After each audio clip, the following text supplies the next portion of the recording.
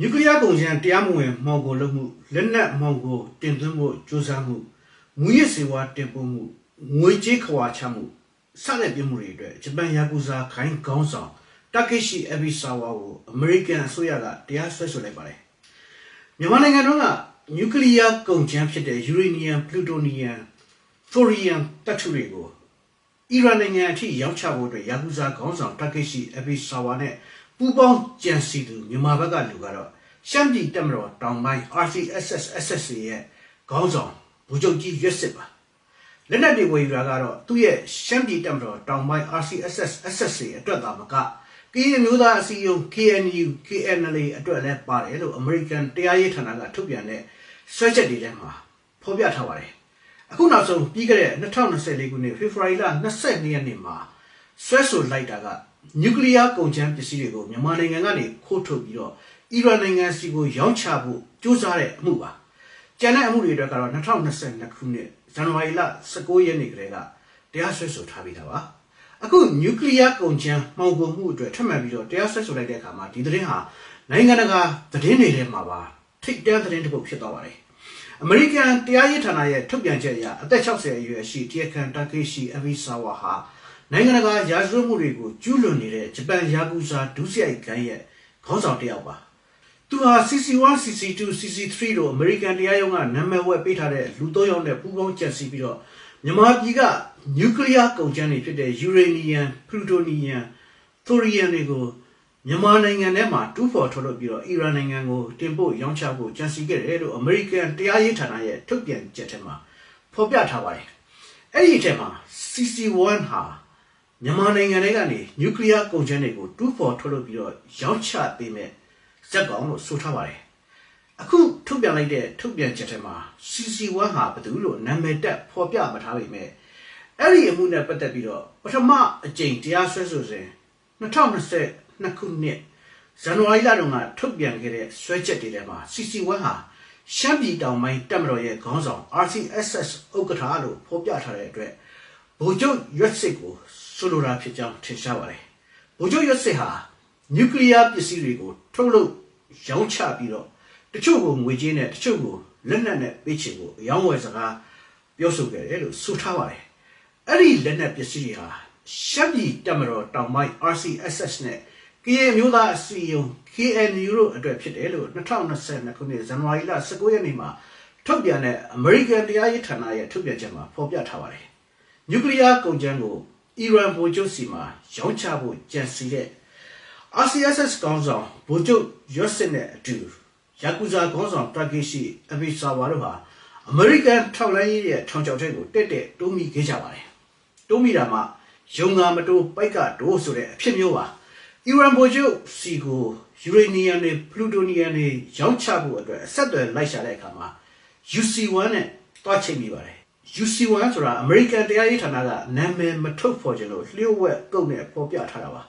အဲ့ဒီ UC1 ကသူဟာအီရန်ဗိုလ်ချုပ်နဲ့အဆက်အသွယ်ရှိသူအယောင်းဝယ်လုပ်ပေးနိုင်သူလို့ဆိုထားပါတယ်တကယ်တော့သူဟာအမေရိကန်မူရစ်အထူးဌာနက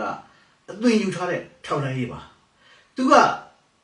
နောက်ထပ်အမေရိကန်မူရစ်အထူးဌာန DEA ရဲ့လူတစ်ယောက်ကိုအီရန်ဗိုလ်ချုပ်ဆိုပြီးတော့ယာကူဇာခေါင်းဆောင်တာကေရှိအဘီဆာဝါတို့ဗိုလ်ချုပ်ရွက်စစ်တို့နဲ့တွေ့ဆုံပေးခဲ့ပါတယ်အမေရိကန်ထောက်လှမ်းရေး UC1 ကအီရန်ဗိုလ်ချုပ်အတွက်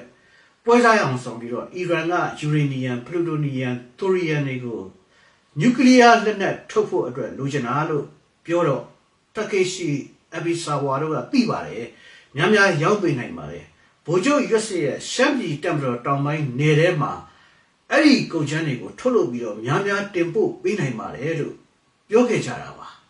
ကြားရှိမှောက်ရက်လဲခဲ့ကြတာပါ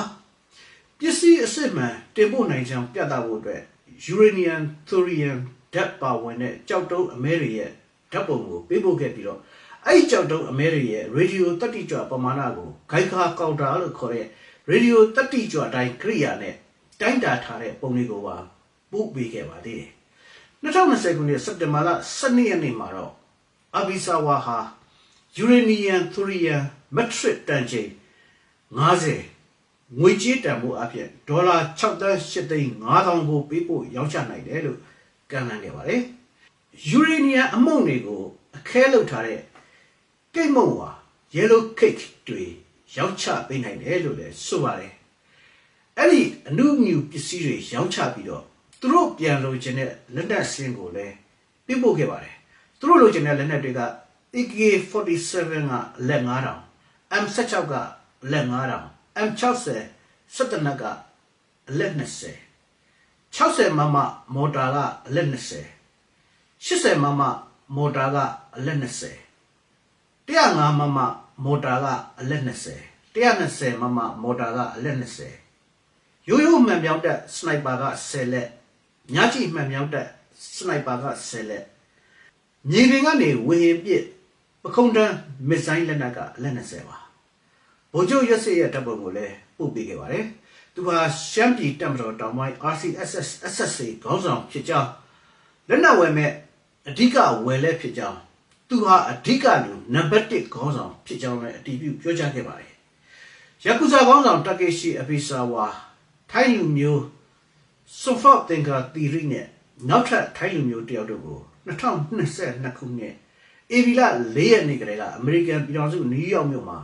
ဖမ်းဆီးထားပြီးသားပါ။ပထမအကြိမ်တရားစွဲဆိုမှုတွေလည်းလုပ်ထားပြီးသားပါ။အခု2နှစ်နီးပါးကြာတော့မှနျူကလ িয়ার ပစ္စည်းမှောင်ကုန်မှုနဲ့ထပ်မံပြီးတော့ဆွဲဆိုတာပါသူတို့ဟာအမေရိကန်လက်နက်တွေကိုအာဖဂန်နစ္စတန်မှာရှိတဲ့အမေရိကန်စစ်စခန်းကနေပြီးတော့ရယူဖို့စီစဉ်ထားတာပါမူရစ်စေဝါတွေကိုတော့နယူးယောက်ဈေးကွက်မှာဖြတ်ဖြူးဖို့စီစဉ်ထားပါတယ်အခုခါမှာတော့ဗိုလ်ချုပ်ကြီးရွက်စစ်ဟာ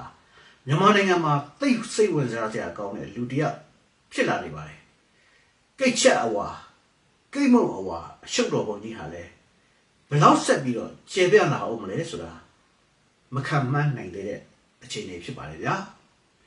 ဗိုလ်ချုပ်ကြီးရွက်စစ်ဟာဗိမ္မာန်ခွန်စာရဲ့တပည့်တယောက်ပါဗိမ္မာန်ခွန်စာကဗိုလ်ချုပ်ခင်ညွန်းနဲ့ပေါင်းပြီးတော့ဥခွန်စာဖြစ်သွားတဲ့အချိန်နောက်ပိုင်းမှာသူဟာ RCSS SSA ကိုထူထောင်ခဲ့သူပါ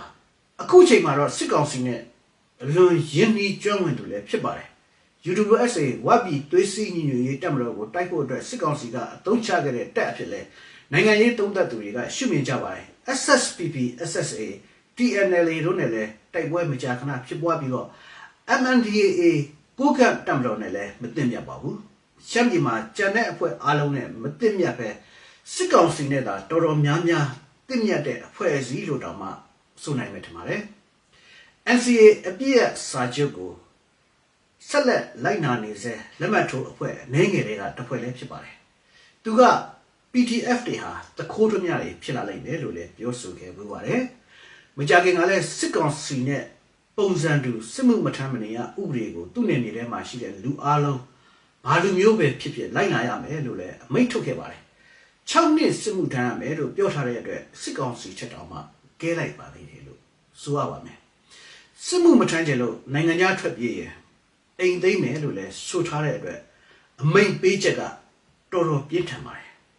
စစ်ကောင်စီအနေနဲ့သူတို့ရဲ့မဟာမိတ်တစ်ဖွဲ့ဖြစ်တဲ့ကိုကန့်က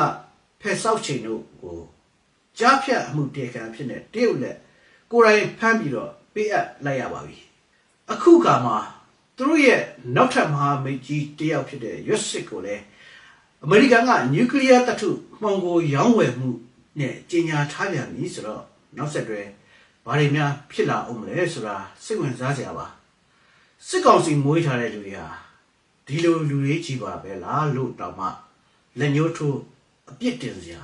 ဖြစ်နေကြမှာခင်ဗျာ